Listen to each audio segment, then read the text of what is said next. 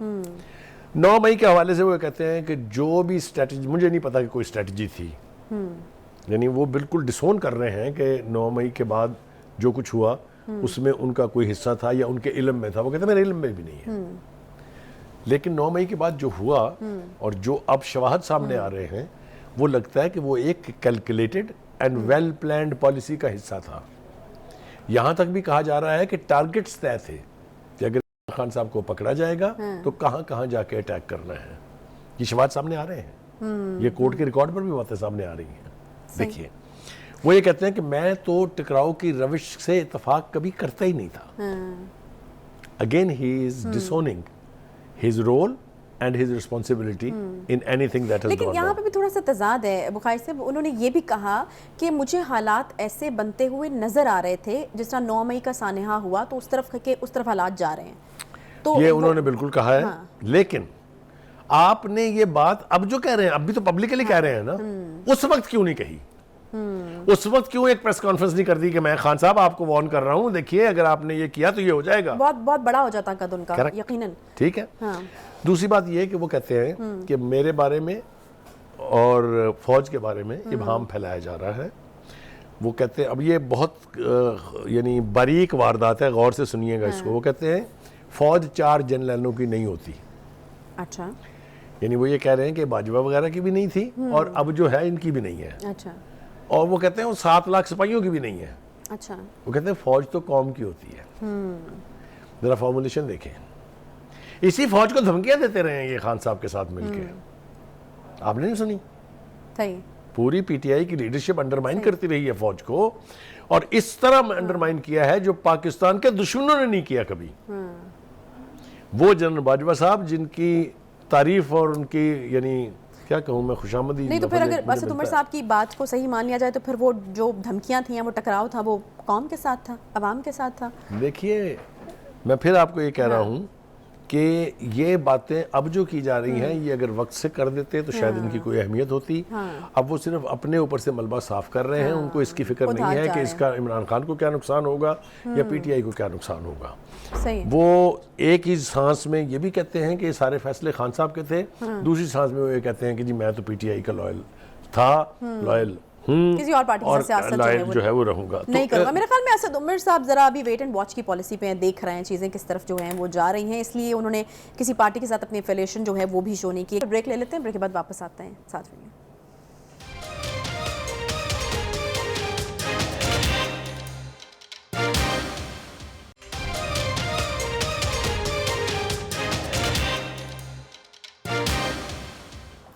Welcome back. Pakistan इस वक्त एक मुश्किल दौर से गुजर रहा है, ये कहीं तो गलत नहीं होगा क्योंकि मौशी तौर पर हमारे हालात जो हैं वो काफ़ी ख़राब नज़र आ रहे हैं, और एक IMF को मुआहदा जिसके ऊपर हम तकिया किए बैठे थे वो भी होने का नाम नहीं ले रहा है। अब तो तशवीश है। वज़ीर-ए-आज़म साहब को भी वो ये कहते हैं कि IMF मुआहदे में गैर मामूली ताख़ीर जो है अब वो सामने आ रही है। बुखारी साहब, अभी तक डेडलॉक जो है वो बरकरार है, अब मज़ीद क्या फरमाइशें हैं जो हम पूरी नहीं कर पा रहे हैं, या फिर जिस तरह कि आपने एक दफ़ा कहा था पिछले अपने कुछ प्रोग्राम्स में जब हमने इसका जिक्र किया, आपने कहा कि वो शायद जो है वो अब हीले बहाने ढूंढ रहे हैं और वो ये प्रोग्राम जो है वो अभी फ़िलहाल देना ही नहीं चाहते।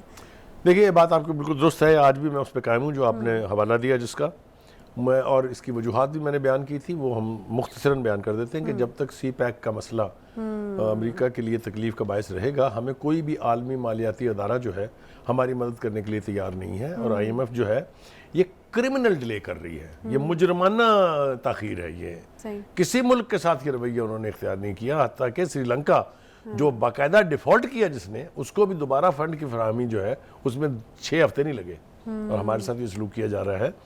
लेकिन मुझे एक बात की खुशी है, और वो ये है कि हुकूमत जो है वो अब मुकम्मल तौर पर इस पे तकिया करके नहीं बैठी हुई है। अच्छा। बल्कि दूसरे रास्ते इख्तियार किए जा रहे हैं। पहला हवाला तो मैं आपको दे दूं कि जो इसहाक डार साहब ने खुद कई मरतबा प्रेस कॉन्फ्रेंसेज में और बजट स्पीच में ये कहा है कि हम टोटली रिलाई नहीं कर रहे IMF पे, अब हम दूसरे रास्ते तलाश कर रहे हैं। उसमें चाइना का हवाला बार बार दिया जा रहा है, आज भी प्राइम मिनिस्टर ने हवाला दिया उसका। और तीसरा, हम अपने बाकी के दोस्त जो है सऊदी अरब है, UAE है, उनका जिक्र भी कर रहे हैं बार बार। चाइना ने तो जेस्चर शो करने शुरू कर दिया ना। चाइना को हमने $1 बिलियन वापस किया था, वो उन्होंने फिर हमें वापस दे दिया।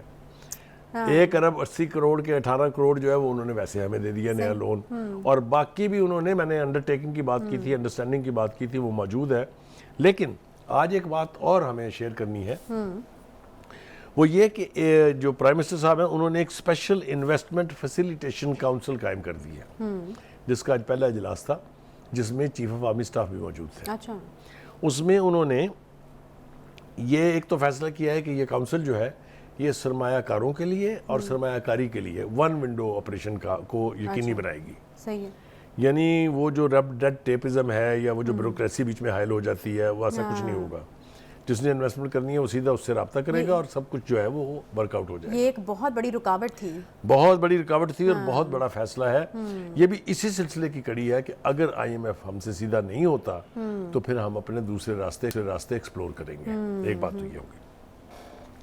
दूसरी बात ये है कि जो IMF है वो मैंने आपसे कहा कि चूंकि उसकी अपनी जाती राय कोई नहीं होती, वो अमेरिका बहादुर की आंखों के इशारों पर चलता है। और CPEC के बारे में चूंकि हमने फैसला कर लिया है कि हमने चाइना को बिट्रे नहीं करना है, हमने चाइना के साथ खड़े होना है, इसलिए अमेरिका हमारी गर्दन मरोड़ने की हर मुमकिन कोशिश कर रहा है। बाहर वो आराम से पीछे बैठा हुआ है, लेकिन IMF के जरिए जो कि हमारी इस वक्त एक तरह से लाइफलाइन थी, सही, उसको देख लीजिएगा। ऐसे ऐसे बहाने हो रहे हैं जो इससे पहले कभी सुने नहीं गए हैं। यानी हमें उन्होंने कहा कि आप हमें जमानत लेके दें कि जो आपके दोस्त ममालिक हैं वो बाद में आपको कर्जा देंगे। कभी सुना आपने ये? हमने वो जमानतें भी दे दी, सही। इसके बावजूद वो मुतमईन नहीं है। और मेरे ख्याल में चाइना को चूंकि ऑब्वियसली CPEC में शराकत है, फिर अमेरिका की जो स्ट्रैटेजी पाकिस्तान को लेकर के है, CPEC की वजह से दबाव है, उसकी भी अंडरस्टैंडिंग चाइना से बेहतर किसको हो सकती है? देखिए, मैं आपको अर्ज चाइना जो है वो खड़ा है साथ, चाइना मुकम्मल तौर पर हमारे साथ खड़ा हुआ है। और मेरा नहीं ख्याल कि अब हमारे लिए पॉसिबल रह गया है कि हम अपने सारे अंडे चाइना की टोकरी से उठा के अमेरिका की टोकरी में दोबारा डाल दें। ये फेटल गलती होगी, ये खुदकुशी के मुतरादिफ होगी। मैं बिल्कुल जिम्मेदारी से कह रहा हूँ। हमें अपने दूसरे ऑप्शंस खुले रखने चाहिए।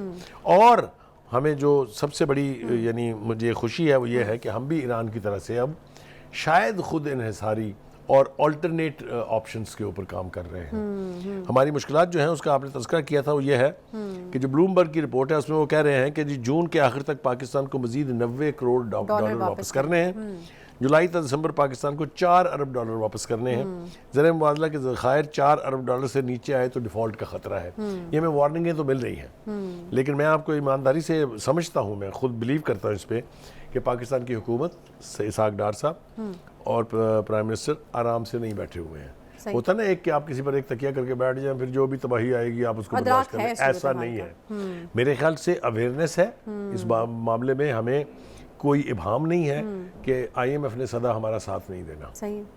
अगर हो जाए तो बेहतर है, अगर ना भी हो तो इसाक डार साहब ने जो कहा, मुझे उसके ऊपर क्यों यकीन है, इसलिए कि जो रास्ते इख्तियार किए जा रहे हैं वो सब हमें पॉजिटिव सिम्त दिखा रहे हैं। और वैसे भी इन द लॉन्ग रन आपको लगता है बुखारी साहब कि अगर छूट ही जाए IMF से जान, तो ये जो दूसरी चीजें हैं, IMF इज ए कर्स, ये कोई खूबी नहीं है का जो रास्ता है उससे बेहतर क्या रास्ता हो सकता है? वैसे तो अमेरिका जैसा मुल्क भी IMF से है, वो एक अलग बात है, लेकिन इससे अगर हमें निजात मिल जाए तो उससे ज़्यादा बेहतर कुछ नहीं हो सकता। इसलिए कि बिल्कुल ऐसे ही है कि एक हाथ से वो डाल रहे होते हैं, दूसरे हाथ से नीचे से निकाल रहे होते हैं।